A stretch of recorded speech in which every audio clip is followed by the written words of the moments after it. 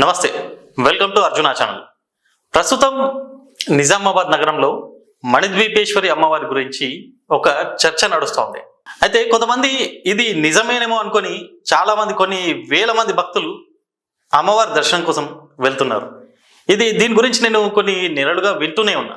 నాకు ఈ అంశం మీద మొదటి నుంచి నెగిటివ్గానే అనిపించింది. కానీ అక్కడ వెళ్ళి చూస్తే కదా తెలిసేది, అక్కడ వెళ్ళి స్వయంగా చూస్తే కదా ఏం జరుగుతుందని తెలిసేది అనిపించి గత నెల 30న, డిసెంబర్ 30న అక్కడికి వెళ్ళడం జరిగింది. వెళ్ళడంతోనే నెగిటివ్గానే వెళ్ళాము. అసలు ఇదంతా నిజమేనా, లేకపోతే అమ్మవారు నిజంగానే ఉందా కనుక్కుందాం, వాళ్ళ కథ ఏంటి తెలుసుకుందామనే వెళ్ళాం. అయితే అక్కడికి వెళ్ళగానే చూసిన కొన్ని సంఘటనలు ఏవైతే ఉన్నాయో అవి నాకు నచ్చలేదు. కాకపోతే మేము వెళ్ళింది ఏంటి, వాళ్ళ సంగతి ఏంటి, వాళ్ళ వర్షన్ విందామని మేము వెళ్ళాం తప్ప మేము ఎవరికి పెయిడ్ ప్రమోషన్ చేయడానికి వెళ్ళలేదు. అయితే అక్కడ జ్యోతి గారు కొన్ని విషయాలు చెప్పేసరికి మేము తన వర్షన్ విందామని వెళ్ళాము. మళ్ళీ గుర్తు చేస్తున్నాను, తన వర్షన్ విందామని వెళ్ళాము. తను చెప్తా ఉంది.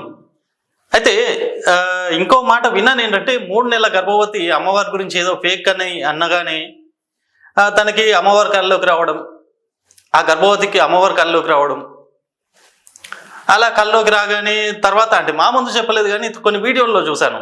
మా ముందు చెప్పింది ఏంటంటే కొంతవరకే, కొన్ని వీడియోలో చూశాను ఏంటంటే ఆ అమ్మ ఇట్లా చెప్పింది, గర్భవతి ఒక గర్భవతి ఇలాగా చెప్పింది, అమ్మవారు ఫేక్ అని చెప్పింది.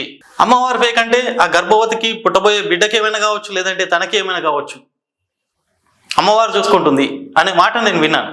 మా ముందు చెప్పలేదు, ఇది నేను కొన్ని వీడియోలో చూశాను. అయితే డిసెంబర్ 30న అక్కడికి వెళ్ళి షూట్ చేసుకొని రాగానే మా ఆఫీస్కి, మా అర్జున ఛానల్ కార్యాలయానికి భక్తురాలు వచ్చి అక్కడ జరుగుతున్నటువంటి కొన్ని మోసాల గురించి మాకు వివరించడం జరిగింది. అవన్నీ త్వరలోనే బయటపెడతాను.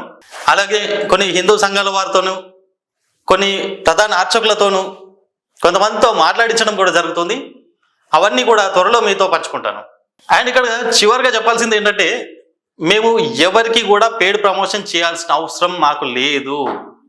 మీరు గమనిస్తే మేము పెట్టిన వీడియోకి కామెంట్స్ అనేవి కూడా ఆన్లోనే ఉంచడం జరిగింది. నెగిటివ్ కామెంట్స్ వస్తున్నాయి, పాజిటివ్ కామెంట్స్ వస్తున్నాయి. నేను అనుకున్నాను, జనాలు ఇంత పిచ్చిగా ఉన్నారా, ఇంత అంధభక్తులుగా ఉన్నారా?